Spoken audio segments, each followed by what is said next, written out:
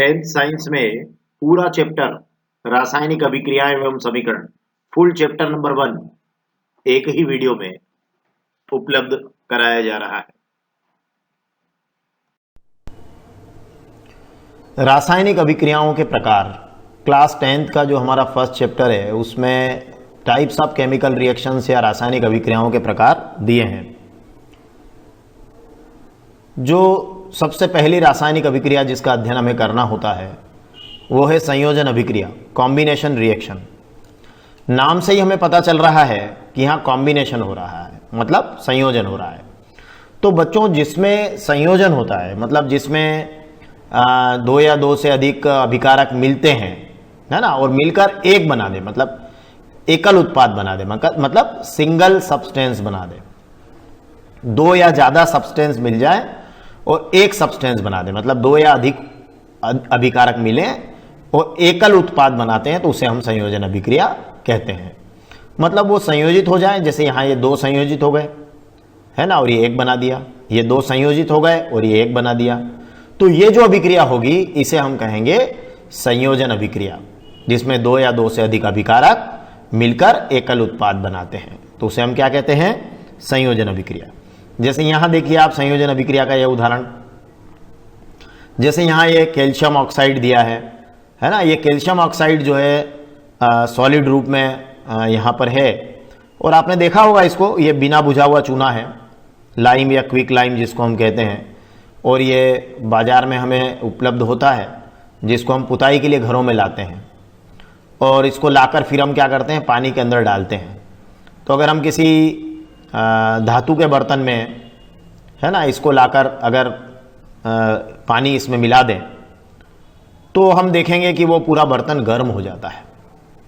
और ये जो कैल्शियम ऑक्साइड है या बिना बुझा हुआ चूना है, ये पानी के साथ तेजी से क्रिया करता है और ये कैल्शियम हाइड्रोक्साइड बनाता है, CaOH ट्वाइस, जिसको हम बुझा हुआ चूना कहते हैं। और बहुत अधिक मात्रा में इसमें ऊष्मा उत्पन्न होती है, इसीलिए हम इसको ऊष्माक्षेपीय अभिक्रिया भी के उदाहरण के रूप में भी बता सकते हैं। तो ये कैल्शियम हाइड्रोक्साइड बनाता है, जिसे हम बाद में पुताई के रूप में उपयोग में ले लेते हैं। तो ये एक संयोजन अभिक्रिया है, जिसमें बिना बुझे चूने ने पानी के साथ क्रिया की और बुझा हुआ चूना बनाया। तो ये दो अभिकारकों ने मिलकर एक सिंगल सब्सटेंस या एकल उत्पाद बनाया है। तो इसे हम कह रहे हैं कि यह अभिक्रिया क्या है? संयोजन अभिक्रिया है, जिसमें एक बना है। तो ये हमने देखा कि किस तरीके से ये कॉम्बिनेशन रिएक्शन होती है कि कैल्शियम ऑक्साइड के अंदर हम पानी मिला देते हैं। तो अगर एक कोनिकल फ्लास्क में भी आप ऐसा करने जाएं कि कैल्शियम ऑक्साइड ले लें और उसमें पानी मिला दें, या पानी की कुछ मात्रा लेकर उसमें ऊपर से कैल्शियम ऑक्साइड डाल दें, तब भी आप देखेंगे कि ये इस तरह से ये बीकर जो है वो गर्म हो जाएगा और वो थोड़ा सा जैसे पानी खोलने लगेगा, उबलने लगेगा। तो ये आपकी ये अभिक्रिया है जिसमें ऊष्मा उत्पन्न होती है। और ये अभिक्रिया हमारी कौन सी अभिक्रिया है? संयोजन अभिक्रिया है, किसमें कैल्शियम हाइड्रोक्साइड बनता है।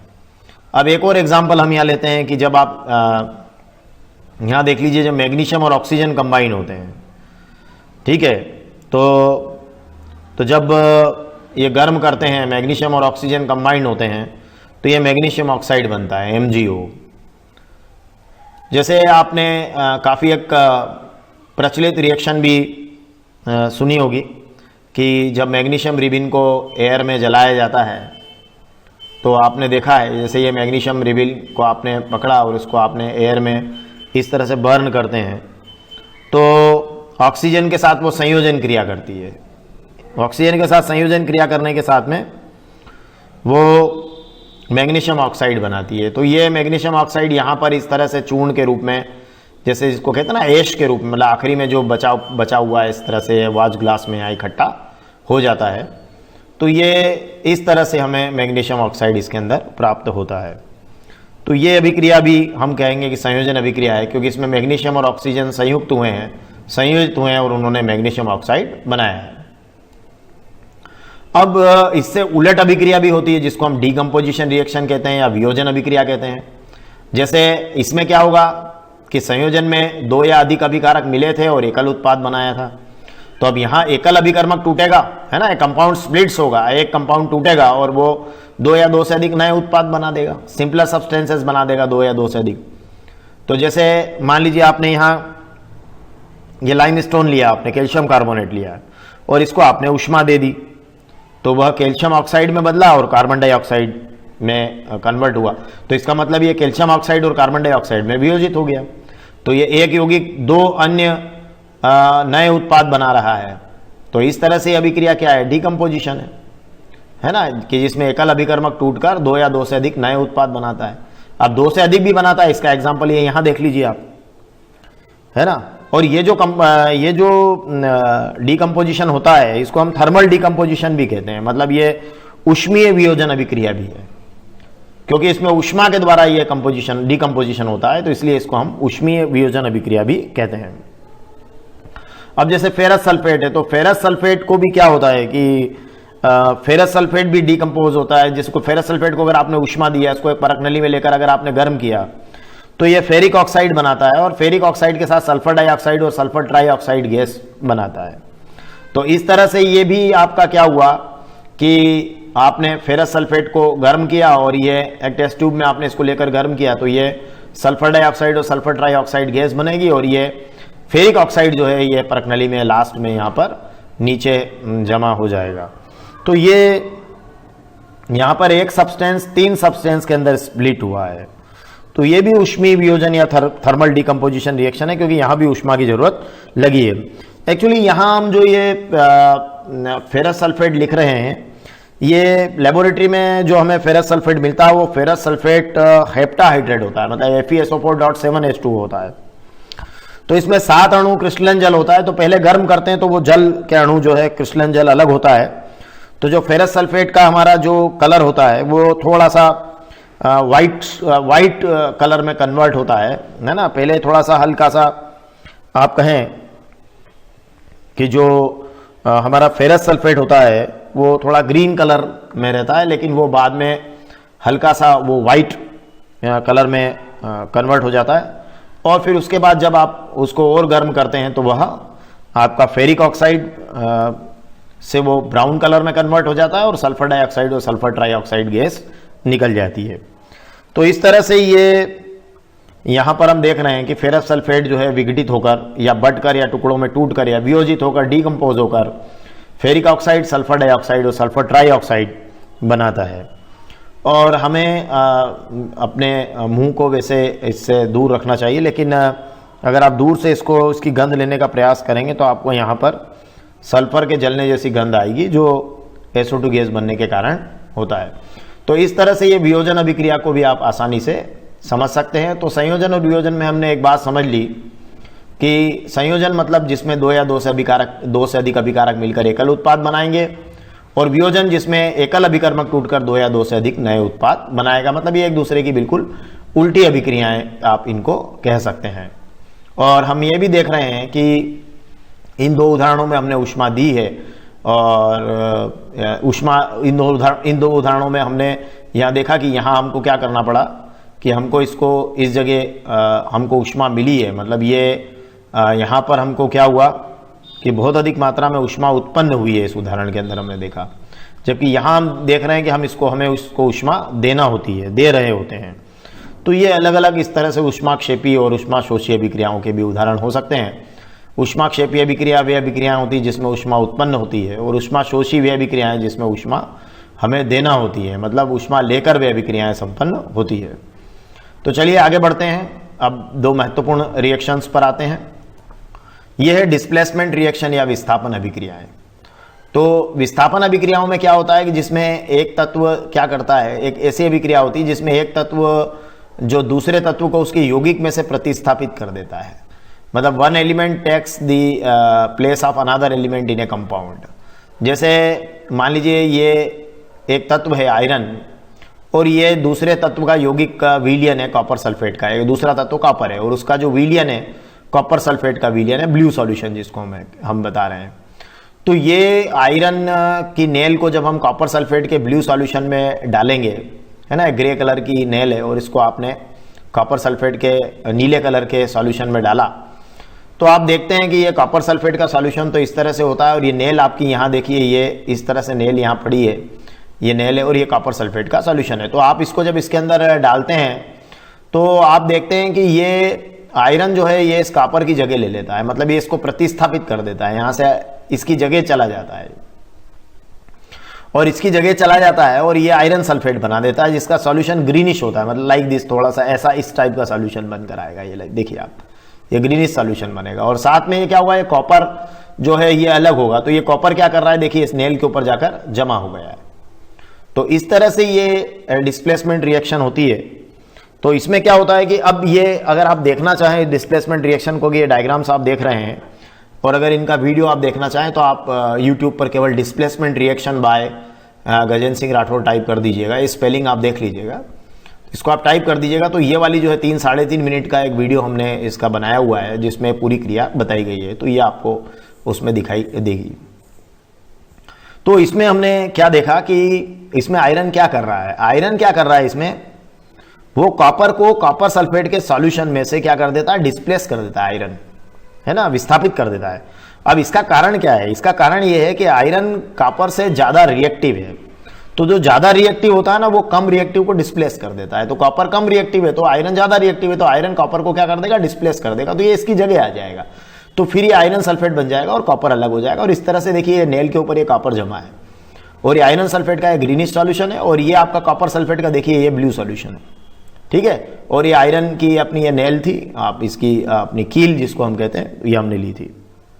चलिए, अब एक होती है द्विविस्थापन अभिक्रियाएं। अब द्विविस्थापन अभिक्रियाएं क्या होती है कि डबल डिस्प्लेसमेंट रिएक्शन है। इसमें क्या होता है कि दो यौगिक होते हैं और उनके बीच में आयंस का एक्सचेंज होता है और दो नए यौगिक बनते हैं। मतलब आप two compounds react by an exchange of ions to form two new compounds, मतलब ये दो यौगिक आपने ले लिए, एक तो बेरियम क्लोराइड ले लिया उसका जली विलियन, और एक कॉपर सल्फेट का आपने जली विलियन ले लिया है जिसका ब्लू सॉल्यूशन है।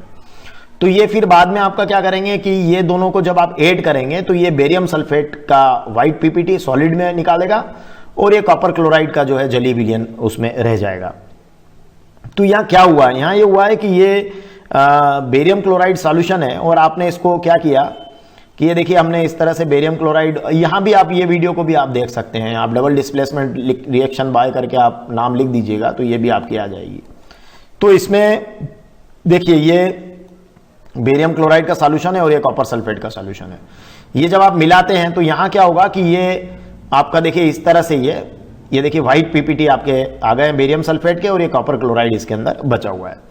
तो ये बेरियम क्लोराइड सॉल्यूशन को जब आप कॉपर सल्फेट सॉल्यूशन में ऐड करते हैं तो यहाँ देख रहे हैं कि कॉपर क्लोराइड सॉल्यूशन बनता है और BuSO4 के व्हाइट प्रेसिपिटेट अलग होते हैं। तो इससे साफ है कि दो कंपाउंड यौगिक हमारे पास में, दो कंपाउंड या यौगिक हमारे पास में है, बेरियम क्लोराइड और कॉपर सल्फेट, और ये अपने आयंस का एक्सचेंज करते हैं, मतलब ये यहाँ आ जाता है और ये यहाँ चला जाता है।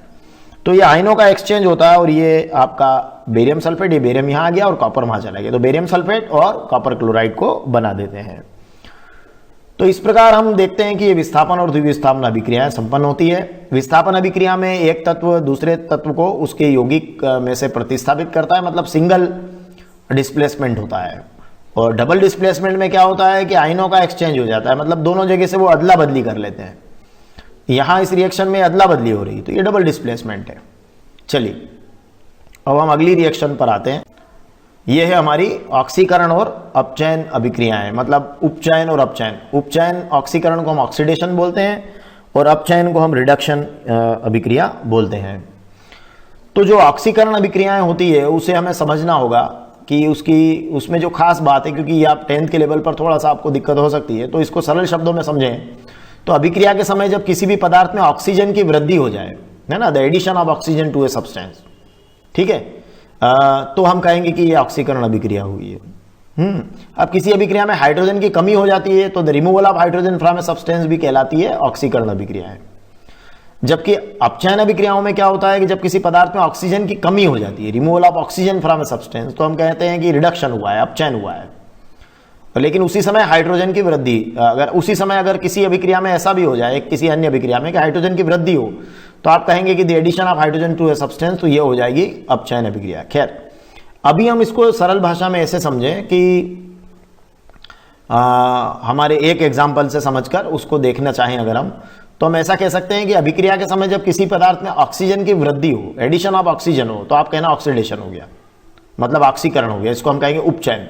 ऑक्सीजन की वृद्धि ऑक्सीडेशन, फिर से सुन लीजिएगा, ऑक्सीजन की वृद्धि ऑक्सीडेशन मतलब ऑक्सीकरण, और ऑक्सीजन की कमी रिडक्शन, रिडक्शन हो गया, रिड्यूस हो गया, रिमूवल ऑफ ऑक्सीजन, तो इसको हम कहेंगे अपचयन अभिक्रिया, रिडक्शन रिएक्शन। ठीक है, तो क्या समझा हमने?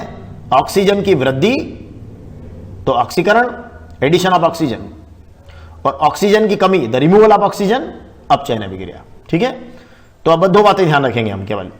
तो चलिए, अब क्या होगा कि अब जैसे जब अभिक्रिया में एक अभिकारक ऑक्सीडेशन में आ रहा है, उपचयित हो रहा है, और एक अभिकारक अपचयित हो रहा है, रिडक्शन में आ रहा है, तो फिर ये अभिक्रिया जिसमें ऑक्सीडेशन और रिडक्शन मतलब उपचयन और अपचयन है ना, ऑक्सीकरण और अपचयन एक साथ होते हैं, तो हम कहेंगे वो रेडॉक्स अभिक्रिया है ना। उपचयन अपचयन रेडॉक्स अभिक्रिया है, दोनों हो रहे हैं। जैसे एक बहुत फेमस एग्जांपल इसका अगर हम लें, अच्छा रेडॉक्स में आप समझ लीजिएगा, रेडॉक्स का मतलब ये है कि REDOX, तो रेडॉक्स का मतलब है RED मतलब रिडक्शन मतलब अपचयन, और OX मतलब ऑक्सीडेशन, तो रेडॉक्स में दोनों होंगे। ठीक है, तो चलिए जैसे मान लीजिए एक फेमस ये है कॉपर ऑक्साइड हमने ले लिया, CuO प्लस H2 हाइड्रोजन। ठीक है, हीट। ओके, अब इनको ये बनना क्या है इसमें, तो देखिए ये बना है Cu प्लस H2O। ओके, अब इस रिएक्शन को अगर आप ध्यान से देखें तो यहां देखिए H2 में देखिए आप, ये हाइड्रोजन केवल अकेला था, यहां पे H2 था, और इसमें जब आपकी रिएक्शन संपन्न हुई तो ये H2O हो गया, मतलब यहां पे एडिशन ऑफ ऑक्सीजन हुआ है, ऑक्सीजन इसमें ऐड हो गया, ऑक्सीडेशन हो गया है, जिसको आप उपचयन या ऑक्सीकरण कह रहे हैं, तो ये ऑक्सीकरण हो गया है ना। तो इसमें ये देखिए यहां पर ऑक्सीजन की वृद्धि होती है, the addition of oxygen to a substance, इसको हम कहते हैं उपचयन या ऑक्सीकरण। तो ये देखिए यहां पे ये एडिशन ऑफ ऑक्सीजन हो गया, तो ये आपका ऑक्सीडेशन, उपचयन या ऑक्सीकरण हो गया, तो हम इसको ऑक्सीकरण कहेंगे। अब ये यहां देखिए CuO में ये कॉपर ऑक्साइड है, तो ये रिमूवल ऑफ ऑक्सीजन हो रहा है, देखिए Cu बन गया। अब रिमूवल ऑफ ऑक्सीजन को हम क्या कहते हैं, जब ऑक्सीजन की कमी हो जाती है, the removal of oxygen from A substance, तो इसको हम कहते हैं अपचयन अभिक्रिया, रिडक्शन रिएक्शन। तो ये यहां पर क्या हुआ है कि ऑक्सीडेशन हो गया और यहां पर ये रिडक्शन हो गया, मतलब यहां ऑक्सीकरण मतलब उपचयन हो गया और यहां पर रिडक्शन मतलब अपचयन हो गया। तो उपचयन अपचयन एक साथ हो गए, मतलब हम कह रहे हैं कि रेडॉक्स अभिक्रिया है जिसमें दोनों एक साथ इस अभिक्रिया में हुए हैं। तो इस तरह से हम एक एग्जाम्पल के द्वारा इनको भी आसानी से समझा सकते हैं। अब देखिए यहां पर ये कॉपर ऑक्साइड, ये कॉपर ऑक्साइड, और ये इसमें से ऑक्सीजन का रिमूवल हुआ और ये कॉपर हो गया, तो ये रिड्यूस हो गया, तो रिड्यूस हुआ तो ये क्या हुआ, रिडक्शन है, मतलब अपचयन हो गया। और ये H2 में ये देखिए H2O बन गया, तो मतलब ऑक्सीजन बढ़ गया, तो ये एडिशन ऑफ ऑक्सीजन है, तो ये इसको हम कहेंगे ऑक्सीडेशन, हिंदी में कहेंगे उपचयन या ऑक्सीकरण। तो हम समझ गए कि ऑक्सीकरण का मतलब है कि ऑक्सीजन की वृद्धि, जिसको ऑक्सीडेशन कहते हैं, और अपचयन का मतलब है रिडक्शन, मतलब ऑक्सीजन की कमी। इस एग्जाम्पल के द्वारा आप उसको आसानी से समझा जा सकता है। साथ में आप हाइड्रोजन के भी कुछ एग्जाम्पल लेकर इसको आप अन्य उदाहरणों के द्वारा क्लियर कर सकते हैं। तो इस तरह से हमने इस वीडियो में संयोजन अभिक्रिया, वियोजन अभिक्रिया, विस्थापन अभिक्रिया, द्विविस्थापन अभिक्रिया और रेडॉक्स अभिक्रियाओं के बारे में समझा है, जो कि हमारे लेसन 1 के इंपॉर्टेंट पार्ट है। अब आप इन अभिक्रियाओं के अगर वीडियोस भी देखना चाहें तो आप चैनल पर अवश्य जाइएगा। धन्यवाद। बच्चों, आज हम ऊष्माक्षेपी अभिक्रिया, एक्सोथर्मिक रिएक्शन और ऊष्माशोषी अभिक्रिया, एंडोथर्मिक रिएक्शन पर बात करेंगे और इसके कुछ रोचक पहलुओं को समझेंगे। चलिए एक रिएक्शन से स्टार्ट करते हैं। ये एक रासायनिक अभिक्रिया है, इसको जरा पहचानिए, ये क्या है? ये है कैल्शियम ऑक्साइड। बिल्कुल सही पहचाना। इसे हम बिना बुझा चूना भी कहते हैं, इसे हम लाइम कहते हैं, चूना कहते हैं या क्विक लाइम कहते हैं। इसका नाम मैंने क्या बताया आपको? कैल्शियम ऑक्साइड, बिना बुझा हुआ चूना।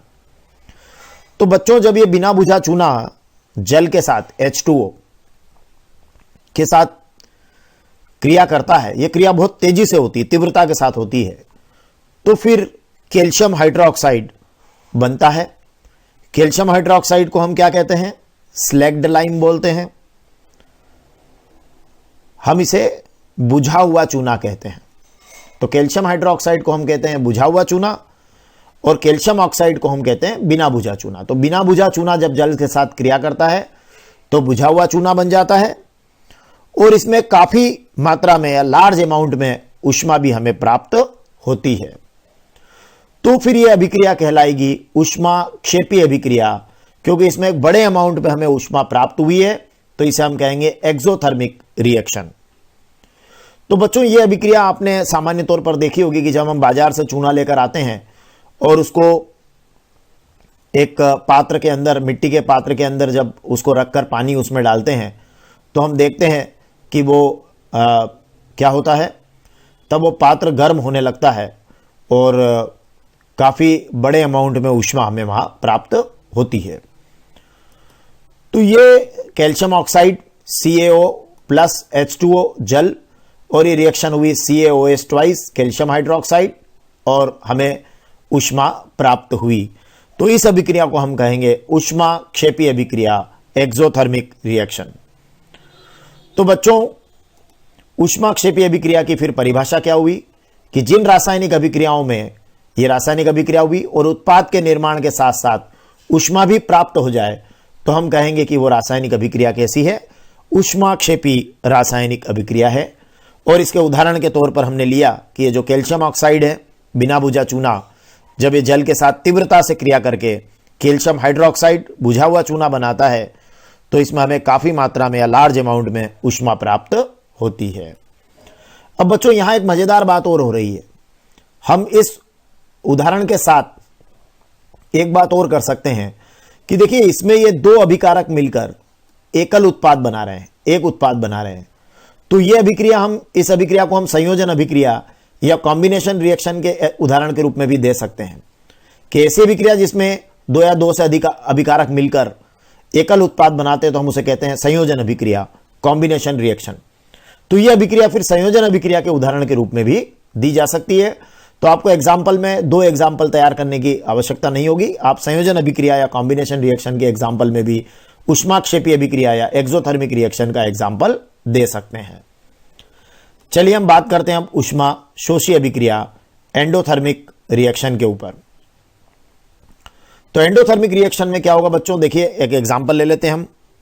ये हमने लिया है यहां पर कैल्शियम कार्बोनेट CaCO3, जिसको आपको पता है लाइम स्टोन भी बोलते हैं, चूना पत्थर, क्या बोलते हैं इसको, लाइम स्टोन या चूना पत्थर। और ये जब आप इस कैल्शियम कार्बोनेट को ऊष्मा देते हैं तो फिर क्या होगा, ये calcium carbonate calcium oxide CaO, जिस पर हम काफी बात अभी कर चुके हैं, कैल्शियम ऑक्साइड, चूना, बिना बुझा चूना, लाइम या क्विक लाइम, कई नामों से हम इसको पुकारते हैं। तो फिर ये ऊष्मा देने पर क्या होगा, ये कैल्शियम ऑक्साइड में कन्वर्ट होगा और कार्बन डाइऑक्साइड बनेगी। तो बच्चों ये कैल्शियम कार्बोनेट ऊष्मा देने पर कैल्शियम कार्बोनेट का ऊष्मीय वियोजन हुआ है और ऊष्मीय वियोजन होकर यह कैल्शियम ऑक्साइड और कार्बन डाइऑक्साइड का निर्माण हुआ है। तो बच्चों यह अभिक्रिया हमारी हुई ऊष्मा शोषी अभिक्रिया एंडोथर्मिक रिएक्शन, कि जिन रासायनिक अभिक्रियाओं में उत्पाद के निर्माण के दौरान ऊष्मा ली जाती है ना, ऊष्मा लेकर यह अभिक्रिया हुई है और यह ऊष्मीय वियोजन हुआ है, ये एक कंपोनेंट एक से ज्यादा कंपोनेंट में टूटा है, ये अभिक्रिया कहलाएगी हमारी ऊष्मीय वियोजन अभिक्रिया, जिसको हम कह रहे हैं ऊष्मा शोषी रासायनिक अभिक्रिया। तो बच्चों फिर हमारी ये वियोजन अभिक्रिया का भी बढ़िया एग्जांपल हो गया है ना, डीकंपोजिशन रिएक्शन का, कि ऐसी अभिक्रिया जिसमें एकल अभिकर्मक टूटकर दो या दो से अधिक नए उत्पाद बनाता है तो हम कहते हैं उसको वियोजन अभिक्रिया। और यहां पर कौन सा वियोजन हुआ है, यहां ऊष्मीय वियोजन हुआ है और इसे हम कहेंगे ऊष्मीय वियोजन हुआ है और इस अभिक्रिया के दौरान ऊष्मा ली गई है, इसलिए हम इसको कह रहे हैं ऊष्मा शोषी अभिक्रिया या एंडोथर्मिक रिएक्शन। तो हम इस ऊष्मा शोषी अभिक्रिया के उदाहरण को वियोजन अभिक्रिया के उदाहरण के रूप में भी लिख सकते हैं कि ऐसी रासायनिक अभिक्रियाएं जिसमें उत्पाद के दौरान ऊष्मा ली जाती है उन्हें ऊष्मा शोषी रासायनिक अभिक्रियाएं कहते हैं। और यही हम वियोजन अभिक्रिया के उदाहरण के रूप में भी दे सकते हैं। तो जब ऊष्मा प्राप्त होती है तो हम कहते हैं ऊष्माक्षेपी अभिक्रिया, और इसे हम संयोजन अभिक्रिया के उदाहरण के रूप में कैल्शियम ऑक्साइड की जल के साथ क्रिया को दे सकते हैं। और जब अभिक्रिया में उत्पाद के निर्माण के दौरान ऊष्मा ली जाती है तो हम इसे ऊष्मा शोषी रासायनिक अभिक्रिया कहते हैं। और ये कैल्शियम कार्बोनेट के जो ऊष्मीय वियोजन है हुआ है, जिसे हम ऊष्मा शोषी अभिक्रिया का उदाहरण दे रहे हैं, इसे हम वियोजन अभिक्रिया के उदाहरण के रूप में भी लिख सकते हैं। धन्यवाद।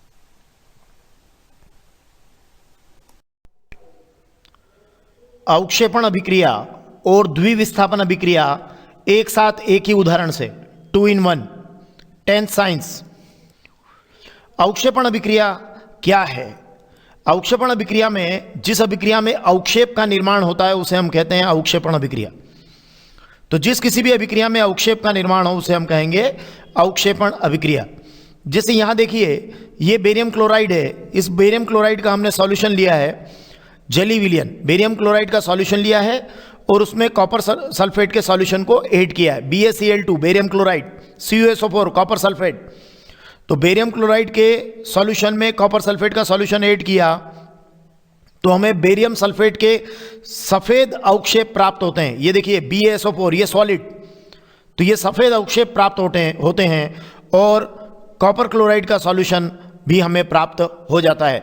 तो इस तरीके से ये अवक्षेप हमें मिले हैं तो हम इसे कहेंगे कि अवक्षेपण अभिक्रिया है। क्या किया हमने? बेरियम क्लोराइड के सॉल्यूशन में या जेली विलियन में कॉपर सल्फेट का सॉल्यूशन ऐड किया तो हमें बेरियम सल्फेट के सफ़ेद अवक्षेप प्राप्त हुए और कॉपर क्लोराइड का हमें सॉल्यूशन मिला।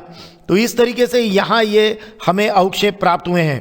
अब अवक्षेप एक्चुअली क्या है कि ये श्वेत रंग का एक ठोस पदार्थ का निर्माण होता है जो जल में अविलेय होता है, तो हम इसे अवक्षेप कहते हैं। तो ये बेरियम सल्फेट का हमें अवक्षेप मिला। अब 2 in 1 क्या है? 2 in 1 ये है कि ये द्विविस्थापन अभिक्रिया का भी एग्जाम्पल है ना। अब द्विविस्थापन अभिक्रिया का एग्जाम्पल कैसे है कि द्विविस्थापन अभिक्रिया क्या होती है? वे अभिक्रिया है जिसमें अभिकारकों के बीच आयनों का आदान प्रदान होता है, ठीक है, एक्सचेंज ऑफ आयंस होता है, तो उसको द्विविस्थापन अभिक्रिया कहते हैं। तो यहां देख लीजिए आप, ये आपके अभिकारक है, देखिए ये क्या रिएक्शंस को मैंने डबल यहां पे लिखा है, देखिए आप इसको। तो यहां 2 यौगिक हैं, एक बेरियम क्लोराइड और एक कॉपर सल्फेट, ठीक है, और ये क्रिया कर रहे हैं, ठीक है, इनके जेली विलियन है, इनकी क्रिया हुई और क्रिया होकर क्या हुआ? इनमें आयनों का एक्सचेंज हुआ। देखिए आयनों का एक्सचेंज देखिए आप कि ये कॉपर इस बेरियम की जगह लग गया है और बेरियम जो है वो कॉपर की जगह लग गया। देखिए तो ये BaCl2 प्लस CuSO4 तो ये हो गया BaSO4, देखिए Ba यहाँ लग गया और Cu यहाँ लग गया, तो BaSO4 प्लस CuCl2 मतलब बेरियम सल्फेट और कॉपर क्लोराइड बन गया। तो देखिए एक्सचेंज ऑफ आयंस, देखिए ये मैंने यहाँ इसको रेड से बताया, देखिए रेड यहाँ आ गया, इसको मैंने ये एक अलग कलर दिया है ना, वॉयलेट दिया है, तो ये यहाँ आ गया। तो इस तरीके से हम देख रहे हैं कि ये एक्सचेंज ऑफ आयंस हुआ, तो आयनों का आदान प्रदान होता है तो द्विविस्थापन अभिक्रिया, तो ये आयनों के आदान प्रदान से संबंधित और अवक्षेपण अभिक्रिया दोनों का ये एग्जाम्पल बन सकता है। धन्यवाद। आज बेटा कुरकुरे का पैकेट उठा लाया और कहने लगा कि देखो इसमें तो जरा से ही कुरकुरे हैं और बाकी पूरी हवा भर दी है ताकि पैकेट बड़ा नजर आए। मैंने कहा कि ये जो इसके अंदर हवा भरी हुई है ये एक्चुअली इसको बड़ा करने के लिए नहीं है, आपके जो कुरकुरे हैं उन्हें सुरक्षित रखने के लिए है। तो यहीं से बात आगे बढ़ी और आज हम इसी पर चर्चा करेंगे, इसी पर बात करेंगे विकृत गंधिता या रंसिडिटी पर। बच्चों आपने देखा होगा कि जिन खाद्य सामग्री के अंदर तेल या वसा होता है तो अक्सर लंबे समय तक अगर वो उनको हवा में हम खुला छोड़ दें तो क्या होता है, उनको खुला छोड़ देने पर उनमें एक खास प्रकार की गंध और स्वाद तो उनका बदल ही जाता है और एक खास प्रकार की उनमें गंध आना, स्मेल आना शुरू हो जाती है और वे खाने योग्य नहीं रहते। बच्चों ये जो वसा या तेल युक्त खाद्य सामग्री में इस प्रकार का जो बुरा प्रभाव आता है उसे ही हम रंसिडिटी या विकृत गंधिता कहते हैं। इस विकृत गंधिता का बच्चों कारण क्या है कि जो तेल और वसा वाले खाद्य पदार्थ हैं उनका ऑक्सीकरण हो जाता है लंबे समय तक खुला रखने पर। तो जो ऑक्सीकरण की जो ज़्यादा मात्रा या बढ़ जाती है तो वह बहुत ही नुकसानदायक प्रभाव इन पदार्थों पर डालती है। तो बच्चों हम कहते हैं कि जब वसायुक्त या तेल युक्त खाने की सामग्री लंबे समय तक खुली रह जाती है तो उसका ऑक्सीकरण हो जाता है, जिससे तेल या वसायुक्त सामग्री की गंध और स्वाद बुरी तरह बदल जाते हैं। ये पदार्थ तब खाने योग्य नहीं रहते इसे ही बच्चों रंसिडिटी या विकृत गंधिता कहते हैं। तो आपने देखा होगा कि हम उसको तेल चढ़ना भी बोलते हैं, खाद्य सामग्री के ऊपर इस तरह से होता है और स्मेल आना शुरू हो जाती थोड़ी बुरी सी, तो यही विकृत गंधिता या रंसिडिटी होती है। अब बच्चों इस विकृत गंधिता या रंसिडिटी को रोकने के उपाय क्या हैं? और यहां सवाल यह है कि ये कुरकुरे में क्या किया हुआ था, ये फुला फुला सा इसमें कौन सी क्या भरा था, इसमें बच्चा बोल रहा था इसमें हवा भरी है, तो हमें इससे भी जानना चाहिए। हो सकता है ये रंसिडिटी या विकृत गंधिता को रोकने का एक उपाय हो। तो आइए इसके उपायों पर हम चर्चा करते हैं। देखिए ये जवाब हमें यहां मिल रहा है कि जो चिप्स कंपनियां होती है वो चिप्स या तली हुई खाने की चीज़ों की जो थैली होती है उस थैली में खाद्य सामग्री के साथ नाइट्रोजन गैस भर देती है। मतलब इस कुरकुरे के पैकेट में कौन सी गैस भरी थी? Nitrogen gas. ये कम सक्रिय नाइट्रोजन गैस खाद्य सामग्री के आसपास फैलने से जो वायु की ऑक्सीजन है बच्चों, जो वायु की ऑक्सीजन है जो कि वसा और तेल वाली खाद्य सामग्री का क्या करती है? ऑक्सीकरण करती है। तो इस नाइट्रोजन गैस के कारण वो जो वायु की ऑक्सीजन है वो इस खाद्य सामग्री का ऑक्सीकरण नहीं कर पाएगी, जिससे लंबे समय तक जो है अंदर खाद्य सामग्री है उसका स्वाद और गंध नहीं बदलेगी और वो खाने की दृष्टि से क्या रहेगी? सुरक्षित रहेगी। अगर ऑक्सीजन उसके संपर्क में आती है तो फिर हम जानते हैं कि उसका ऑक्सीकरण होगा, और अगर ऑक्सीकरण होगा तो वसा या तेल युक्त पदार्थ का क्या होगा? गंध और स्वाद बदल जाएंगे और उसमें विकृत गंधिता या रंसिडिटी आ जाएगी। तो जो आपने नाइट्रोजन गैस भर दी, तो ये जो कम सक्रिय नाइट्रोजन गैस है, अनरिएक्टिव नाइट्रोजन गैस है, ये खाद्य सामग्री के आसपास होने से वायु के ऑक्सीजन उसका ऑक्सीकरण नहीं कर पाएगी। तो फिर कुरकुरे में जो है नाइट्रोजन गैस भरी है ये सुरक्षा की दृष्टि से भरी है, कुरकुरे के पैकेट को बड़ा दिखाने की दृष्टि से नहीं भरी गई है। चलिए और रंसिडिटी को रोकने के उपाय देखते हैं कि आप जो भी वसा या तेल युक्त खाद्य सामग्री है उसका ऑक्सीकरण अगर आप रोकना चाहते हैं तो उसमें जो प्रतिऑक्सीकारक है एंटीऑक्सीडेंट्स मिला सकते हैं। जैसे आप मिला सकते हैं उसमें BHA, ब्यूटिलेटेड हाइड्रोक्सी एनिसोल, ये बड़ा फेमस एंटीऑक्सीडेंट है। एक और एंटीऑक्सीडेंट होता है BHT। BHT होता है ब्यूटिलेटेड हाइड्रोक्सी टोल्यून। तो ये BHA और BHT ये दो कॉमन एंटीऑक्सीडेंट्स हैं। तो आप इनको क्या कर सकते हैं कि एंटीऑक्सीडेंट्स इसके अंदर सामग्री के अंदर मिला सकते हैं। फिर आपने देखा होगा बच्चों की जो तेल या वसायुक्त खाद्य सामग्री होती है उसको ज़्यादातर क्या करते हैं? रेफ्रिजरेटर के अंदर रखते हैं। तो रेफ्रिजरेटर के अंदर रख कर भी हम क्या कर सकते हैं? देखिए ये सारे उपाय सिर्फ एक ही चीज़ के लिए हो रहे हैं कि ऑक्सीजन ऑक्सीकरण नहीं कर पाए। ऑक्सीकरण अगर बच गया तो क्या होगा? रंसिडिटी या विकृत गंधिता से भी हम बच जाएंगे। तो रेफ्रिजरेटर में रखने से क्या होगा?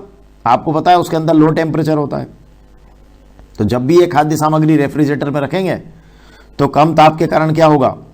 वो जो वसा या तेल युक्त खाद्य सामग्री जो है हमारी कुरकुरे चिप्स वगैरह जो भी हैं, तो वो क्या होगा?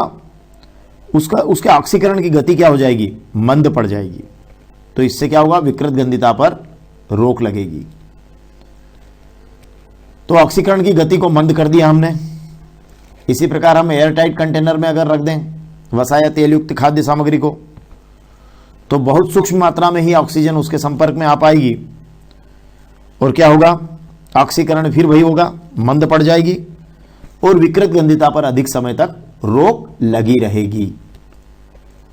तो बच्चों इस तरह से हम देख रहे हैं। एक आध और हम रोकने के उपाय देखते हैं कि वसा या तेल युक्त खाद्य सामग्री को सूर्य के प्रकाश से दूर रखना चाहिए।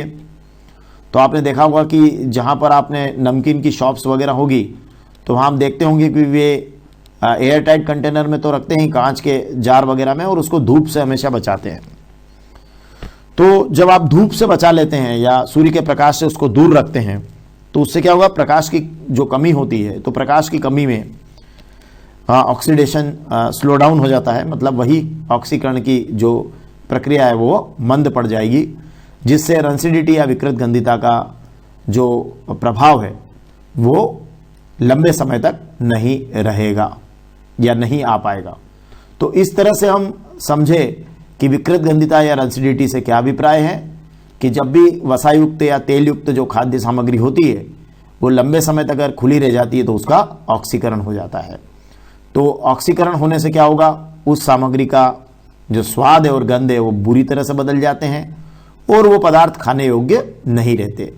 तो ये स्वाद बदलने और ये जो गंध बदलने वाला जो पूरा प्रोसेस है जिससे सामग्री खाने योग्य नहीं रहती, तो हम कहते हैं विकृत गंधिता, मतलब उसकी गंध क्या हो गई, विकृत हो गई, बदल गई।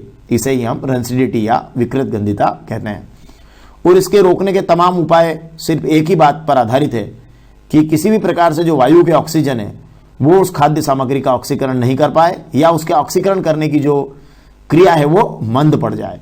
और इसीलिए हम क्या करते हैं, जो चिप्स या खाने की थैलियों में कंपनियां जो है वो नाइट्रोजन गैस भर देती है, या ये वसा या तेल युक्त जो खाद्य सामग्री उसमें एंटीऑक्सीडेंट्स मिला देते हैं, या हम उसको रेफ्रिजरेटर में रखते हैं, या एयर टाइट कंटेनर में रखते हैं, या सूर्य के प्रकाश से दूर रखते हैं।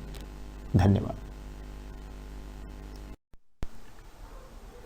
आपने लोहे पर जंग लगते हुए देखा होगा, और अक्सर आपने ऐसा किस मौसम में देखा होगा?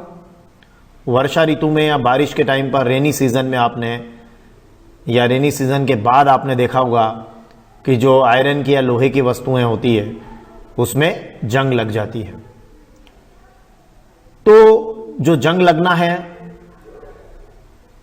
इसी पर आधारित आज का हमारा विषय है संक्षारण या कोरोजन। होता क्या है कि जब भी कोई धातु अपने आसपास की एयर या केमिकल कहें, अम्ल वगैरह या मॉइस्चर, आर्द्रता आदि के संपर्क में आती है तो उसकी ऊपरी परत संक्षारित होने लगती है, अर्थात धीरे धीरे समाप्त होने लगती है। तो इस घटना को हम संक्षारण या कोरोजन कहते हैं। मतलब यूं कहें कि कोरोजन जो है एक ऐसी प्रोसेस है जिसमें हम कह सकते हैं कि metals are eaten up gradually by the action of air, moisture or a chemical such as an acid on their surface। अर्थात मेटल की सरफेस पर एयर, हवा, मॉइस्चर, नमी या अम्ल का अटैक, एसिड का अटैक, जिससे मेटल की सरफेस का क्या हो जाए, ग्रेजुअली क्षरण होने लगे या लॉस होने लगे। तो इस घटना को हम कहते हैं संक्षारण या कोरोजन। जो जंग लगना है वह भी एक संक्षारण का एक प्रकार है जो लोहे पर जंग लगती है।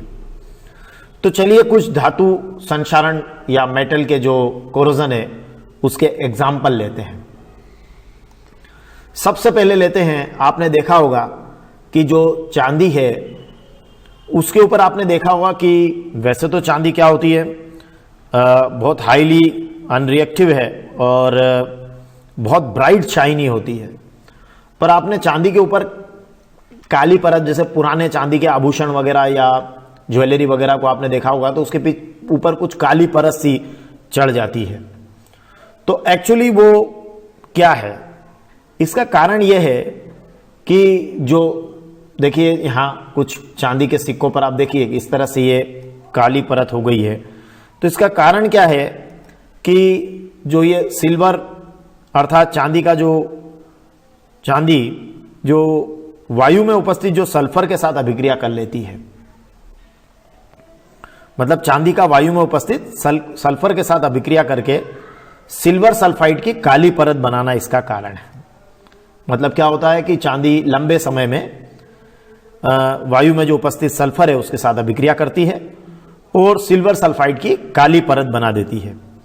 तो ये हाईली अनरिएक्टिव होने के बावजूद भी इसकी ब्राइट शाइनी सरफेस पर काली परत चढ़ जाती है। ऐसा बहुत लंबे अंतराल में होता है। दूसरा उदाहरण है तांबे के ऊपर हरी परत का जमना।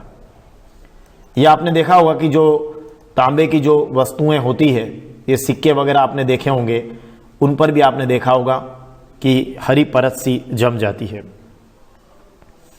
तो कॉपर या तांबा जब वायु में उपस्थित आर्द्रता, मतलब आर्द्र वायु जो कहें, मॉइस्ट एयर होती है, तो उसमें कार्बन डाइऑक्साइड के साथ अभिक्रिया करता है। आर्द्र कार्बन डाइऑक्साइड के साथ अभिक्रिया करता है, मॉइस्ट कार्बन डाइऑक्साइड के साथ अभिक्रिया करता है, जिससे इसकी भूरे रंग की जो चमक है वो धीरे धीरे खत्म हो जाती है और इस पर हरे रंग की परत चढ़ जाती है। तो ये एक्चुअली ये जो हरे रंग की परत होती है ये बेसिक कॉपर कार्बोनेट होता है, जो कॉपर कार्बोनेट और कॉपर हाइड्रोक्साइड का मिश्रण होता है। कॉपर भी वैसे तो कम रिएक्टिव है, इसलिए जो संक्षारण या कोरोजन होता है वो बहुत धीरे धीरे लंबे अंतराल में होता है।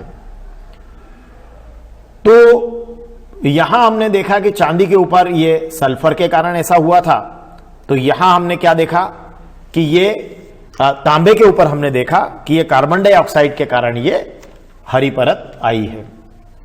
चांदी के ऊपर काली परत और तांबे के ऊपर हरी परत। अब जो बहुत फेमस एग्जाम्पल बार बार दिया जाता है जंग लगने का, तो लोहे के ऊपर जो लालिमा लिए हुए भूरी परत आती है ना, मतलब सबसे ज्यादा जो संक्षारण दैनिक जीवन में देखने को मिलता है वो होता है लोहे का संक्षारण, अर्थात लोहे पर जंग लगना।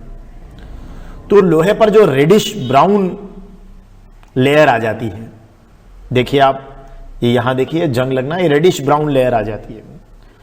तो लंबे समय तक आर्द्र वायु या मॉइस्ट एयर में रहने पर लोहे पर भूरे रंग की लालिमा लिए हुए फ्लेकी परत जम जाती है, जिसे जंग लगना अर्थात रस्टिंग ऑफ आयरन भी कहते हैं। तो ये आयरन ऑक्साइड की लालिमा युक्त भूरी परत होती है, जिसे हम रस्टिंग या जंग लगना कहते हैं। आयरन क्या होता है कि ये ऑक्सीजन और पानी अर्थात वायु की नमी से इसमें हाइड्रेटेड आयरन ऑक्साइड की परत बन जाती है। देखें इसको, इसकी थोड़ी इक्वेशन भी हम देख लेते हैं क्योंकि ये बड़ा फेमस एग्जाम्पल हो सकता है। तो हम लेंगे कि आयरन, ऑक्सीजन और ये पानी, ठीक है, मतलब आयरन, ऑक्सीजन और पानी अर्थात वायु की नमी से, ये देखिए इस तरह से ये हाइड्रेटेड आयरन ऑक्साइड बना है और इसे ही हम क्या कहते हैं, जंग या रस्ट कहते हैं। तो इसका इक्वेशन होगा 4Fe + 3O2 + 2XS2O।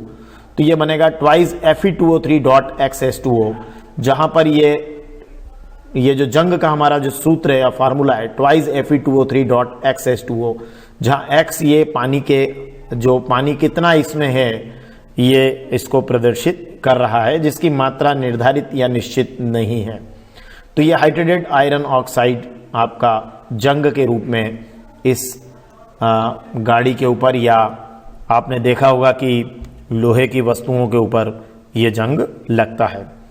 तो संक्षारण या कोरोजन के कारण आयरन और स्टील के ऑब्जेक्ट की उम्र जो है वो क्या हो जाती, कम हो जाती है और ये उसकी चमक को खत्म करता है और उपयोगिता और मजबूती पर भी ये बुरा असर डालता है। तो चलिए जंग को रोकने के या संक्षारण को रोकने के उपाय देखते हैं। तो संक्षारण को रोकने के हमारे उपाय हो सकते हैं। हम सबसे पहले उपाय पर अगर चर्चा करें तो पेंट करके या बाय पेंटिंग भी हम संक्षारण को रोक सकते हैं। तो धातु की जो सरफेस होती है, मेटल की जो सरफेस होती है, विशेषकर लोहे आदि को पेंट करके संक्षारण से हम बचा सकते हैं। इससे एयर और जो मॉइस्चर होती है वो धातु के सरफेस या सतह के कांटेक्ट में नहीं आ पाएगी। तो एयर या मॉइस्चर जब कांटेक्ट में नहीं आ पाएगा तो जैसे रेलिंग्स हैं, खिड़कियों के ग्रिल हैं, लोहे के पाइप है, रेलवे के कोच, कार की बॉडी, इन पे हम क्या करते हैं, पेंट कर देते हैं। तो वो संक्षारण को क्या करता है, रोक देता है, क्योंकि इससे एयर और मॉइस्चर जो है धातु की सरफेस अर्थात सतह के कांटेक्ट में नहीं आ पाते हैं। आप इसमें बाय ऑयलिंग या कहें कि तेल लगाकर भी आप टूल्स व मशीन को तेल लगाकर या ग्रीस लगाकर भी संक्षारण से बचा सकते हैं। तो बाय ऑयलिंग और बाय ग्रीसिंग भी हम संक्षारण को रोक सकते हैं। संक्षारण को रोकने का एक बहुत महत्वपूर्ण और उपयोगी जो हमारा उपाय है वो है यशद लेपन या गैल्वेनाइजेशन।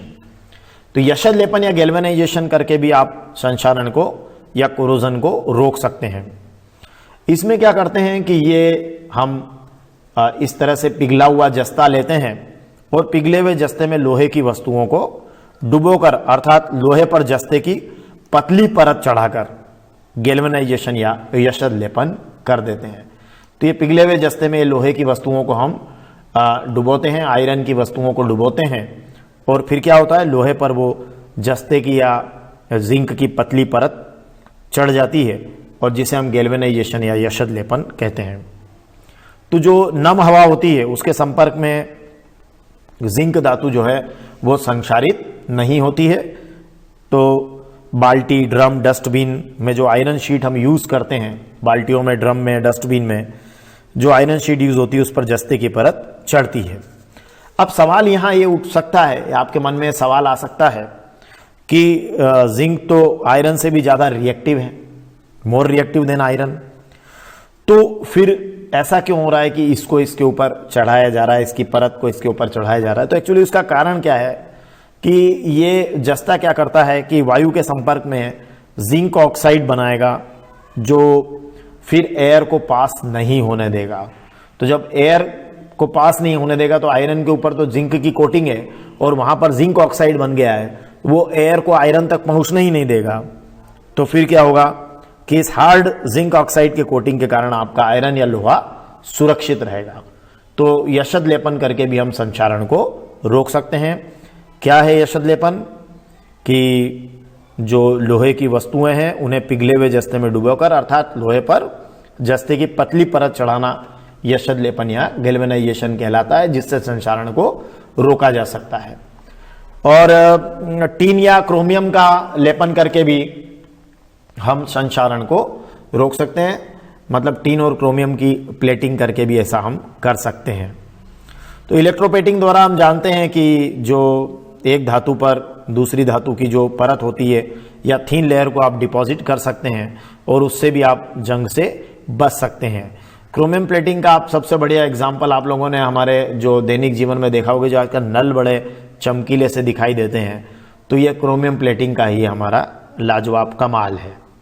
साथ ही मिश्र धातु या एलॉय बनाकर भी, मिश्र धातु तो आप जानते हैं दो या दो से अधिक धातुओं का होमोजीनियस या समांगिक मिश्रण होता है मिश्र धातु, तो उसे बनाकर भी हम जंग से बच सकते हैं। जैसे हम लोहा, निकिल और क्रोमियम को मिलाकर स्टेनलेस स्टील बना लें तो भी हम जो कि संक्षारण के प्रति उसका जो रेजिस्टेंस है वो बहुत हाई है, तो भी हम जंग से बच सकते हैं। तो इस तरह से संक्षारण के रोकने के उपाय हैं कि आप पेंट करके, तेल लगाकर, ग्रीस लगाकर, यशद लेपन करके, टीम क्रोमियम लेपन करके, मिश्र धातुएं बनाकर आप संक्षारण से बच सकते हैं।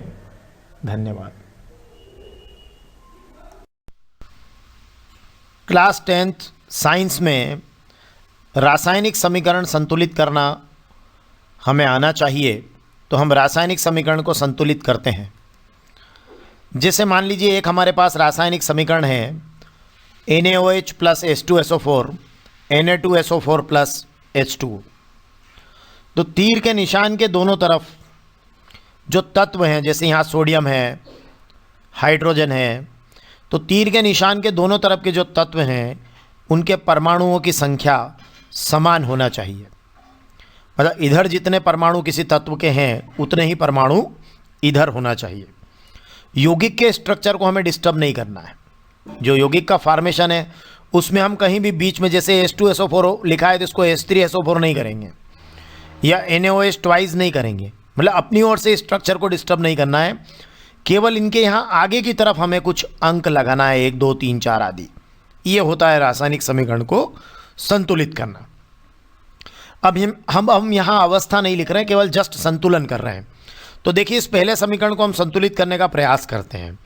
तो अगर हम देखें तो यहाँ लिखा है Na2 और यहाँ लिखा है केवल Na।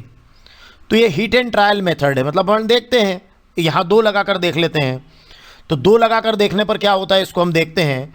तो हमने इसको यहाँ 2 लगाकर देखा तो ये हो गया twice NaOH plus H2SO4 Na2SO4 plus H2O। तो यहाँ जब हमने 2 लगाया तो अब हमारे पास में क्या हुआ, देखिए हाइड्रोजन यहाँ 2 हो गए और 2 यहाँ है तो 4 हाइड्रोजन हो गए, है ना। और यहाँ है हमारे पास 2 हाइड्रोजन, तो हमारा अगला काम ये हुआ कि हमने सोडियम को तो यहाँ Na2A 2Na हो गया, तो यहाँ हाइड्रोजन 2 है और यहाँ हाइड्रोजन 4 बन रहे हैं, तो हम इसको 4 करने के लिए यहाँ 2 का गुणा कर देते हैं। तो ये भी देखिए अब अगली स्ट्रक्चर में ये क्या बन के आने वाला है, क्योंकि ये अभी बैलेंस नहीं हुआ है पूरी तरह से, है ना।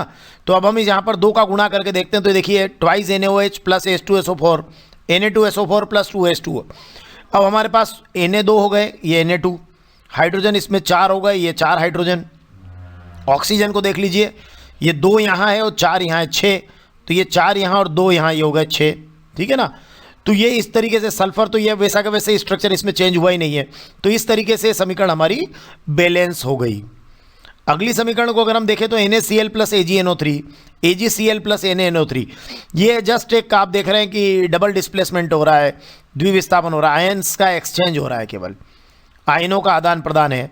तो ये हमारी ये बैलेंस इक्वेशन हमारी हो ही चुकी है। अब ये आयनों का आदान प्रदान है, तो इसमें तो जस्ट सिंपली कुछ नहीं करना है, Na ने Ag की जगह ले ली और Ag ने Na की जगह ले ली, और ये बैलेंस इक्वेशन है। मतलब यहाँ पर जितना Na है उतना ही यहाँ पर है, जितना Ag है उतना ही यहाँ है, जितने Cl है उतने ही है, जितने NO3 है उतना ही, मतलब ये पूरा का पूरा वैसा का वैसा ही है।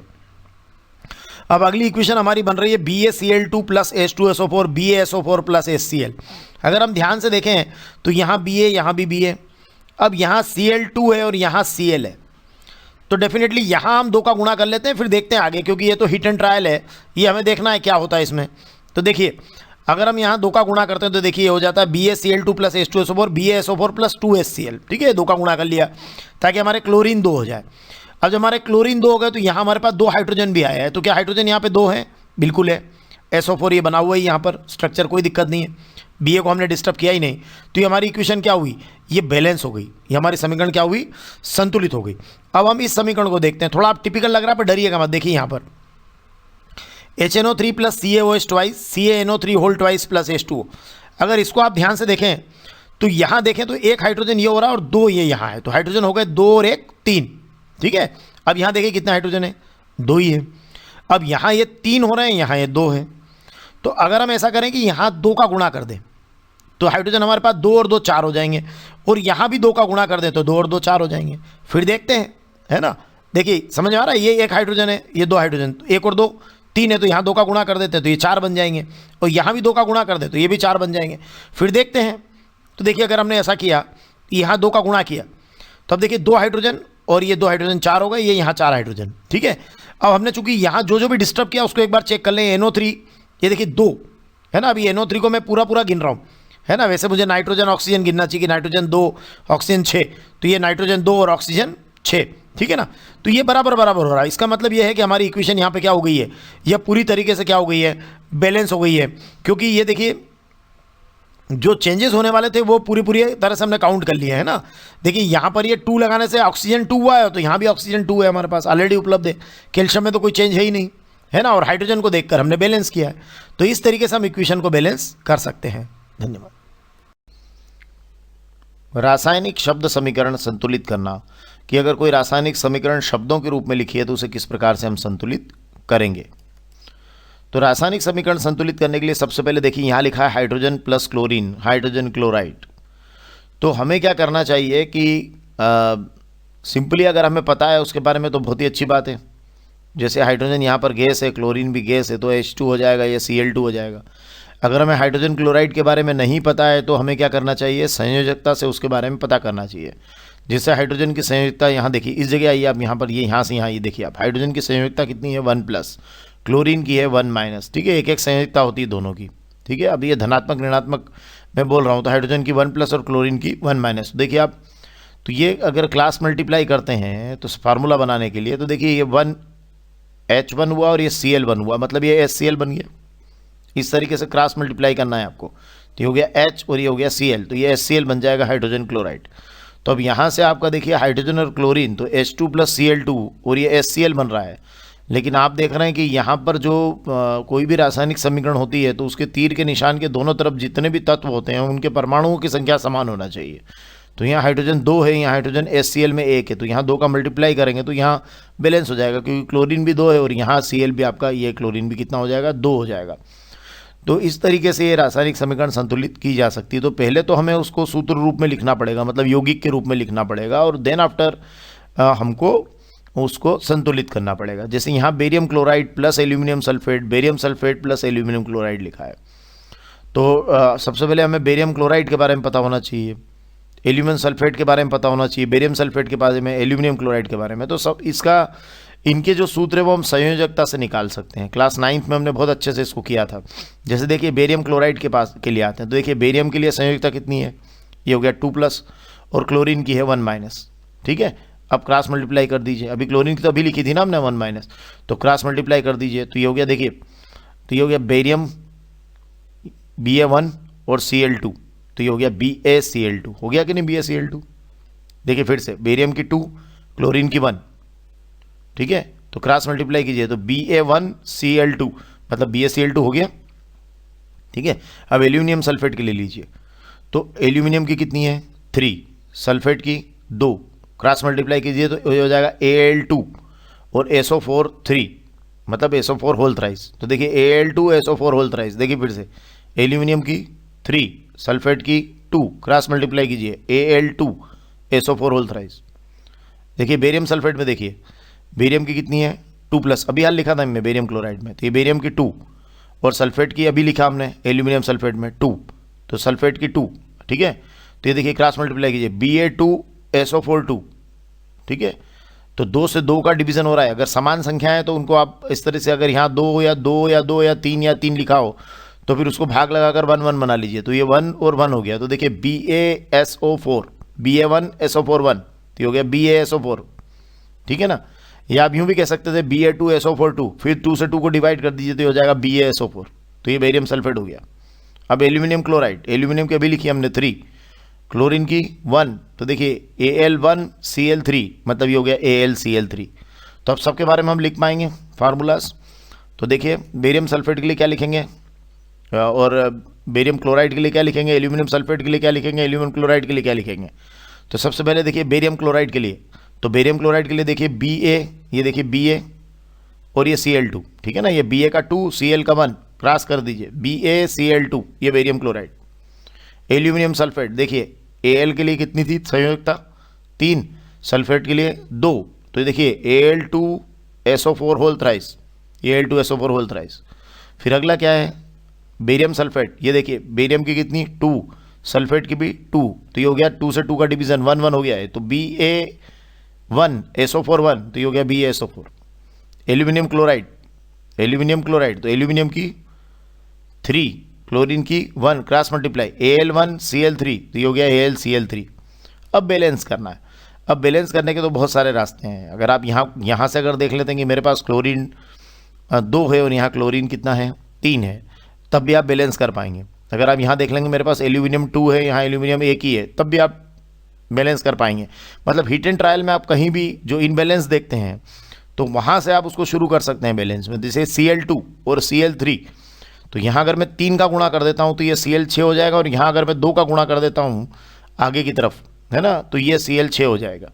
अब इस फार्मूला को हमें नहीं छेड़ना है, हमें सिर्फ इसमें आगे की ओर जो है अपने अंक लिखना है 1 2 3 4 5। तो देखिए यहाँ पर देखिए Cl2 और यहाँ Cl3, यहाँ मैं 3 का गुणा करूँगा तो Cl6 क्लोरीन 6 होगा, और यहाँ भी 2 का गुणा करूँगा तो Cl6 होगा। मतलब तीर के निशान की तरफ दोनों तरफ जो जितने भी तत्व हैं उनके परमाणुओं की संख्या क्या होना चाहिए, समान होना चाहिए। तो देखिए मैं 3 का गुणा कर देता हूँ तो ये थ्राइस BaCl2, और ये Al2SO4 होल थ्राइस को मैंने कुछ नहीं किया, BaSO4 को भी कुछ नहीं किया, ट्वाइस AlCl3, ताकि मैं क्लोरीन को बराबर कर सकूं, तो मैंने कर दिया। अब क्लोरीन के बराबर करने से एक काम और हुआ, मेरा एल्यूमिनियम भी बराबर हो गया। देखिए Al यहाँ 2 हो गया और यहाँ भी Al 2 हो गया, तो मेरा ये वाला काम भी हो गया। लेकिन अभी भी ये इक्वेशन बैलेंस नहीं हुई। क्यों नहीं हुई बैलेंस? कि यहाँ बेरियम 3 हो गया है और यहाँ बेरियम मेरे पास कितना है 1 है, तो मैं अब इस बेरियम को भी बैलेंस कर लेता हूँ। तो ठीक है, मैं यहाँ 3 का गुणा करता हूँ। तो देखिए अब मैं क्या करता हूँ, देखिए तो thrice BaCl2 plus Al2SO4 whole thrice BaSO4 plus twice AlCl3। अब यहाँ ध्यान से देखिए कि मेरे पास बेरियम भी 3 हो गया, यहाँ बेरियम 3 हो गया। अब ये SO4 में देखना जरा, यहाँ SO4 में, तो यहाँ सल्फर SO4 में देखिए सल्फर 3 हो गया है और ऑक्सीजन जो है वो 12 हो गया है, 4 3 12। यहाँ भी देखिए सल्फर 3 है और ऑक्सीजन 12 अपने आप हो गया है। तो फिर ऐसे में जो है ये दोनों, ये देखिए ये तो पहले से ही था और ये अपने आप हो गया, तो मेरी इक्वेशन अब पूरी तरह से बैलेंस है। तो ये हीट एंड ट्रायल मेथड से इस तरीके से फिर आपको इक्वेशन को बैलेंस करना है। अब ये जैसे कुछ बहुत सरल एग्जाम्पल भी है, जैसे हम जानते हैं कि सोडियम को जो है Na हम बोलते हैं, जल को H2O बोलते हैं, है ना, सोडियम हाइड्रोक्साइड को NaOH बोलते हैं, हाइड्रोजन को H2 बोलते हैं। तो ये इसके लिए आप ये संयोजकता से आपको इतना करने की जरूरत नहीं पड़ेगी, क्योंकि ये बहुत ही सिंपली आप फटाफट बोल पाएंगे। तो Na plus H2O, NaOH plus H2। अब यहाँ भी बैलेंस करने की अगर जरूरत पड़े तो आप देखिए ध्यान से कि कैसे बैलेंस करेंगे। तो यहाँ देखिए हाइड्रोजन कितना है, 2 है, यहाँ हाइड्रोजन 1 है और यहाँ 2 है, तो ये 3 बन गए। तो यहाँ अगर 2 का गुणा कर दें तो हमारा काम हो जाएगा। तो 2 का गुणा करके देख लेते हैं इस जगह कितना क्या हो जाता है, देखते हैं। तो हो गया Na प्लस 2H2O। अभी देखिए यहाँ एक्चुअली दोनों एक साथ भी कर सकते थे, जैसे यहाँ आपने 2 का गुणा किया है ना, तो ये आप हाइड्रोजन को बैलेंस करके देख लीजिए, तब काम बन जाएगा आपका। यहाँ 2 का गुणा कर रहे हैं ना आप, तो देखिए हाइड्रोजन यहाँ कितना है, 2 है, और यहाँ हाइड्रोजन 1 और 2 3 हो रहे हैं। तो अगर यहाँ 2 का गुणा करते हैं तो हाइड्रोजन 2 यहाँ और 2 यहाँ 4 हो जाएंगे। तो यहाँ भी 2 का गुणा कर लीजिएगा, तो यहाँ हाइड्रोजन यहाँ भी 4 हो जाएंगे। तो ये आपका हो जाएगा। देखिए तो ये 2 का यहाँ क्यों किया, हाइड्रोजन को एक्चुअली बैलेंस करने जा रहे हैं। तो आप हाइड्रोजन यहाँ 2 है, यहाँ 1 और यहाँ 2 3 हो गए। तो यहाँ अगर 2 का गुणा करते हैं तो हाइड्रोजन आपकी 4 बन जाएगी। तो यहाँ भी 2 का गुणा कर दीजिए, ये भी 4 हो जाएगी। लेकिन क्या अभी ये बैलेंस हो गई है? नहीं हुई, क्योंकि यहाँ सोडियम कितना है, 2 है, और यहाँ सोडियम कितना है, 1 है। तो आप सोडियम अब यहाँ 2 का गुणा कर दीजिए, फिर देखते हैं हुई कि नहीं। तो देखिए twice Na plus 2H2O, twice NaOH plus H2। Actually ये इसी तरीके से सोचते हैं हीट एंड ट्रायल में। तो अब देखिए यहाँ आपके पास क्या हो गया, देखिए सोडियम 2, ये सोडियम 2, ठीक है। हाइड्रोजन कितने हो गए, 4। यहाँ देखिए 2 हाइड्रोजन यहाँ, 2 हाइड्रोजन यहाँ, 4 हो गए। ऑक्सीजन कितने यहाँ पे, 2 है, यहाँ ऑक्सीजन कितने, 2 है। मतलब ये हमारी इक्वेशन क्या हो गई, ये हमारी इक्वेशन हो गई बैलेंस। तो हम इसको संतुलित रासायनिक समीकरण कह सकते हैं। तो इस तरीके से शब्द समीकरणों को हम संतुलित रासायनिक समीकरण के रूप में लिख सकते हैं। धन्यवाद। क्लास 10 साइंस लेसन 1 चैप्टर 1 में हमने वायु में मैग्नीशियम रिबिन को जलाया था संयोजन अभिक्रिया के लिए, लेकिन जलाने से पहले हमने मैग्नीशियम रिबिन को क्या किया था, साफ किया था। क्यों साफ किया था, आइए देखते हैं। ये आपका मैग्नीशियम रिबन है, और इस मैग्नीशियम रिबिन को क्या किया हमने कि जलाने से पहले इसको हमने रेजमाल से अच्छी तरीके से साफ किया था, सैंड पेपर से।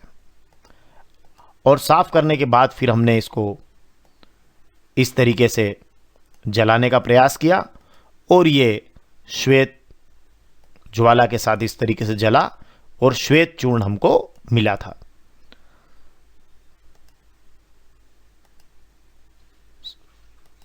सवाल यह है कि वायु में जलाने से पहले मैग्नीशियम रिबिन को साफ क्यों किया गया। इस मैग्नीशियम रिबिन को क्या किया, वायु में जलाने से पहले क्या किया गया, इसको साफ किया गया।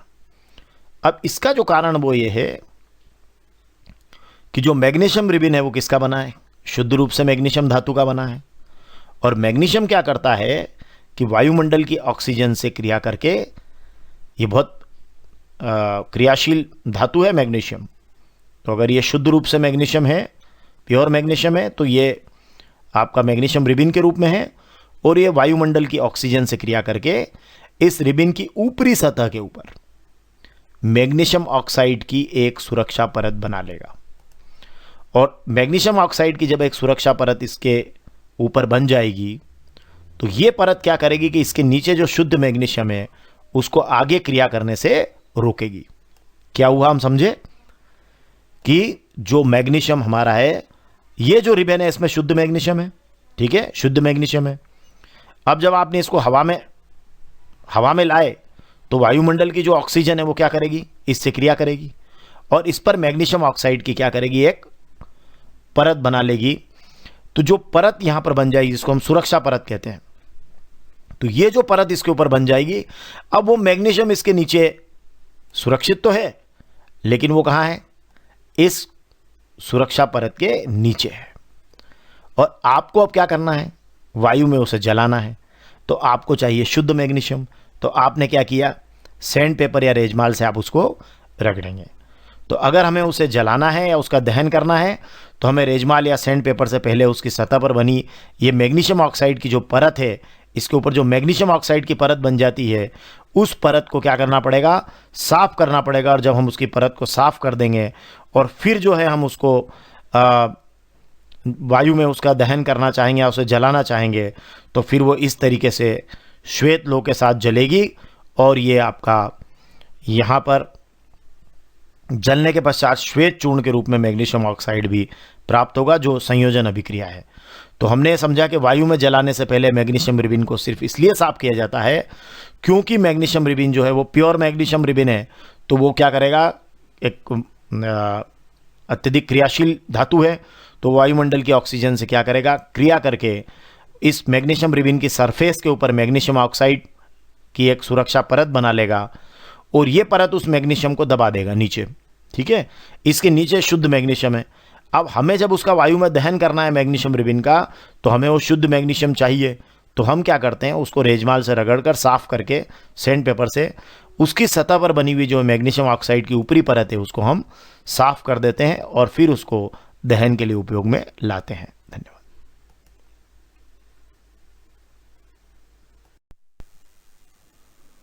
क्लास 10 साइंस चैप्टर 1 में एक बड़ा मजेदार क्वेश्चन है कि कोई पदार्थ है X और उस पदार्थ X के विलयन का उपयोग सफेदी के लिए होता है।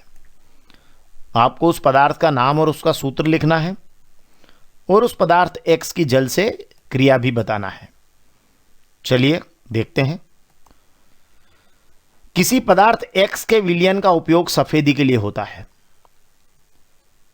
सपोज ये आपका पदार्थ X है और इसके विलयन का उपयोग किस में हो रहा है, सफेदी के लिए। अब विलयन का उपयोग सफेदी में हो रहा है तो इसको पानी में मिलाना ही पड़ेगा। तो इसको हम पानी के अंदर मिला देते हैं तो वो विलयन बन जाएगा। ये आपका हो गया विलेय और पानी हो गया विलायक, तो बन जाएगा विलयन। मैं आपको थोड़ा सा सिलसिलेवार समझा रहा हूं, अदरवाइज बहुत आसान है ये। तो चलिए हम क्या कर रहे हैं, ये आपका सपोज हम थोड़ी देर के लिए मानते हैं कि कैल्शियम ऑक्साइड हमने लिया और कैल्शियम ऑक्साइड हमें पता है कि जो कैल्शियम ऑक्साइड है वो बिना बुझा चूना है और बिना बुझे चूने को हमने लिया और हमने क्या किया, उसको विलायक के रूप में लिया है। ठीक है, और विलेय के रूप में हमारे पास कौन है, पानी है। अब हम इसको इसमें मिला देते हैं। मिलाने से क्या होता है, देखिए आप ये पानी में आपने इसको मिलाया तो धीरे धीरे क्या होता है, ये आपका इस तरीके से पानी हो जाता है, मतलब ये चूने का पानी बन जाता है। तो ये विलायक CaO और विलेय में मिलाया आपने, मतलब पानी में इसको मिलाया, CaO को पानी में मिलाया और पानी में मिलाने के बाद में ये आपका विलयन तैयार हो गया CaOH ट्वाइस, है ना, कैल्शियम हाइड्रोक्साइड, जिसको हम बुझा हुआ चूना कहते हैं। पदार्थ X के विलयन का उपयोग सफेदी के लिए होता है। तो ये पदार्थ सपोज मान लीजिए, अगर मान लीजिए ये पदार्थ है तो ये इसका विलयन तैयार हो गया, इस पदार्थ का विलयन तैयार हो गया और CaOH ट्वाइस, इसका उपयोग तो सफेदी में होता है। ये आपका है बुझा हुआ चूना और इसका उपयोग हम कहाँ करते हैं, देखिए इसका उपयोग, अब ये विलयन बन गया ना CaOH ट्वाइस, ये विलायक CaO और ये विलेय H2, विलायक और विलेय मिलकर क्या बना रहे हैं, विलयन बना रहे हैं। उसने ही कहा किसी पदार्थ X के विलयन का उपयोग सफेदी के रूप में हो रहा है। चलिए सफेदी के लिए हो रहा है, तो चलिए अब ये आपका विलयन रेडी है। अब हम इसको क्या कर रहे हैं, देखिए ये आपने बाल्टी भर ये CaOH ट्वाइस यहां ले लिया और इससे आपने कर दी पुताई शुरू। तो अब जब आप ये पुताई शुरू कर देते हैं तो क्या देखा आपने देखा कि अगर आप इसको 2-3 दिन के लिए, मतलब ये आप CaOH ट्वाइस से पुताई कर दी आपने और आप इसको 2-3 दिन के लिए रख देते हैं, है ना, पुताई करने के बाद 2-3 दिन तक छोड़ देते हैं, 2 दिन 1 दिन में हम देखते हैं कि ये जो कैल्शियम हाइड्रोक्साइड है ये वायु में उपस्थित कार्बन डाइऑक्साइड से क्रिया करके दीवारों पर कैल्शियम कार्बोनेट की एक पतली परत बना लेता है और दीवारें चमकदार हो जाती है। कैल्शियम कार्बोनेट संगमरमर का भी सूत्र है, तो दीवारें क्या हो जाती है, चमकदार हो जाती है। मतलब अगर आपने ये कैल्शियम हाइड्रोक्साइड का कोई एक बाल्टी भर आपने इसका विलयन लिया या कैल्शियम हाइड्रोक्साइड का विलयन लेकर आपने पुताई की और 2-3 दिन बाद आप दीवारों पर देखते हैं तो सफ़ेदी की चमक आ जाती है। वो सफ़ेदी की चमक है कैल्शियम कार्बोनेट की। और वो कैल्शियम कार्बोनेट कैसे बना कि ये जो कैल्शियम हाइड्रोक्साइड का विलयन था, इस विलयन ने वायु की CO2 के साथ क्रिया करके कैल्शियम कार्बोनेट बनाया जो कि बड़ा ही चमकदार होता है। तो इस तरीके से दीवारों पर क्या आ जाती है, सफ़ेदी आ जाती है, चमक आ जाती है। अब सवाल वहां से लेकर यहां तक चलेगा। देखिए कैसे कि ये प्रश्न ये उठाया गया, इस पदार्थ X का नाम और उसका सूत्र, तो ये पदार्थ X और ये उसका नाम कैल्शियम ऑक्साइड, जिसको हम कहेंगे कैल्शियम ऑक्साइड को हम क्या कहते हैं, बिना बुझा चूना। और क्या हुआ, पदार्थ X के विलयन का उपयोग सफेदी के लिए होता है, तो ये पदार्थ X कैल्शियम ऑक्साइड बिना बुझा चूना, और इसका ये विलयन कैल्शियम हाइड्रोक्साइड बुझा हुआ चूना, और इसका उपयोग हुआ सफेदी के लिए। तो ये मैंने आपको अतिरिक्त रूप से थोड़ी जानकारी इसमें दे दी है। तो जो मूल रूप से बात हमारे सामने आई वो क्या है कि जो X है उसका नाम है कैल्शियम ऑक्साइड बिना बुझा चूना। ये पहले प्रश्न का उत्तर हो गया, X का नाम और सूत्र, तो ये कैल्शियम ऑक्साइड CaO बिना बुझा चूना। अब इसकी जल से क्रिया, तो जल से क्रिया के बाद तो ये बना है COH ट्वाइस, तो CaO की जल से क्रिया पर क्या हुआ, CaO की जल से क्रिया हुई, CO सॉलिड रूप में है, जल लिक्विड रूप में है, और ये CaOH ट्वाइस ये जली विलयन हमारा तैयार हो गया। और इस विलयन का उपयोग, X के विलयन का उपयोग सफेदी के लिए होता है, तो इस विलयन का उपयोग हुआ है सफेदी के लिए। देखिए बाल्टी भर के लिया और पुताई करना शुरू, और बाद में 2-3 दिन बाद इसने क्या किया कि 2-3 दिन में धीरे धीरे एक मंद अभिक्रिया द्वारा वायु की कार्बन डाइऑक्साइड से क्रिया हुई और कैल्शियम कार्बोनेट बना, और जिसकी ये सफेदी और चमक जो है हमें दीवारों पर दिखाई देती है। तो ये हमारा दूसरे प्रश्न का भी उत्तर हुआ कि इस पदार्थ X की जल से क्रिया, तो देखिए ये X है, X कौन है, कैल्शियम ऑक्साइड बिना बुझा चूना, जो आपने सॉलिड रूप में इसके अंदर डाला था, और आपने उसकी क्रिया कराई जल से, और उसके बाद में ये बना बुझा हुआ चूना, जिसको हम कहते हैं कैल्शियम हाइड्रोक्साइड। तो ये कैल्शियम हाइड्रोक्साइड बना। तो पदार्थ X के विलयन का उपयोग सफेदी के लिए होता है, तो ये विलयन है, इसका उपयोग यहाँ काई के लिए किया गया, सफेदी के लिए किया गया। तो X का विलयन है, इसलिए X का नाम हुआ कैल्शियम ऑक्साइड, और इसकी जब जल से क्रिया करवाते हैं देखिए तो ये विलयन बना, और इसके विलयन का उपयोग सफेदी के लिए हुआ, और इस विलयन का नाम है कैल्शियम हाइड्रोक्साइड। तो ये दोनों प्रश्नों के उत्तर हम समझ सकते हैं। धन्यवाद। पाठगत प्रश्नोत्तर के अंतर्गत आज हम अध्याय 1 रासायनिक अभिक्रियाएं एवं समीकरण के कुछ पाठगत प्रश्न पढ़ेंगे, और साथ ही आप अन्य प्रश्नों के लिए हमारे चैनल से जुड़े रहिएगा। आपको अन्य प्रश्न भी लगातार मिलते चले जाएंगे। आपको YouTube पर केवल ये नाम सर्च करना है और प्लेलिस्ट में जाइए, किसी भी चैप्टर के क्वेश्चन आंसर देख सकते हैं। तो सबसे पहले हम बात करेंगे कि एक जो भूरे रंग का चमकदार तत्व है, उसको वायु की उपस्थिति में जब आप गर्म करते हैं तो वो काले रंग का हो जाता है। तो एक भूरे रंग का चमकदार तत्व कापर है, और कापर को जब हम वायु की उपस्थिति में गर्म करते हैं तो कापर का रंग कैसा हो जाता है, काला पड़ जाता है। ठीक है, और जो काला पड़ता है वो काले रंग का यौगिक होता है हमारा कॉपर ऑक्साइड। ठीक है, तो देखिए तत्व तो हो गया कॉपर, और वायु की उपस्थिति में जलाया तो ऑक्सीजन से याद रख लीजिएगा ऑक्साइड, तो ये हो जाएगा कॉपर ऑक्साइड। ठीक है, CuO। अगला हमारा प्रश्न है कि निम्न पदों का वर्णन कीजिए और प्रत्येक का एक एक उदाहरण दीजिए। जैसे संक्षारण और विकृत गंधिता। तो संक्षारण क्या होता है, संक्षारण जैसे लोहे में जो जंग लगती है वो संक्षारण का एक उदाहरण है। तो संक्षारण में क्या होता है कि जो धातु होती है वो अपने आसपास अम्ल है, आर्द्रता है, इनके संपर्क में आती है। ठीक है, आपने देखा होगा बारिश के समय में, बारिश के मौसम के बाद जो आर्द्रता बनी रहती है उसके कारण जो जंग लगने का आपने ज़्यादा देखा होगा। तो कोई भी धातु अपने आसपास अम्ल, आर्द्रता आदि के संपर्क में आती है तो उसकी ऊपरी परत धीरे धीरे या तो समाप्त होने लगती है या क्षरण होने लगती है, और उसको कहते हैं संक्षारित होना, और ये प्रक्रिया कहलाती है संक्षारण। जैसे लोहे पर जंग लगना। अब अगर आपने उसको संक्षारण लंबे समय तक होता रहा तो पूरी धातु भी समाप्त हो सकती है। संक्षारण से बचाव के लिए धातुओं पर हम पेंट करते हैं, यशद लेपन करना, मिश्र धातु बनाना, ये उसके उपाय हैं। दूसरा प्रश्न है विकृत गंधिता क्या है। जैसे आपने देखा होगा कि तेल या जो वसायुक्त खाद्य पदार्थ हैं जैसे चिप्स है या सेव है, उनको आप लंबे समय तक खुला छोड़ दें तो उनका क्या होता है, ऑक्सीकरण हो जाता है। ठीक है, और उनका स्वाद और गंध बदल जाते हैं, वो खाने योग्य नहीं होते रहते, इसे कहते हैं विकृत गंधिता।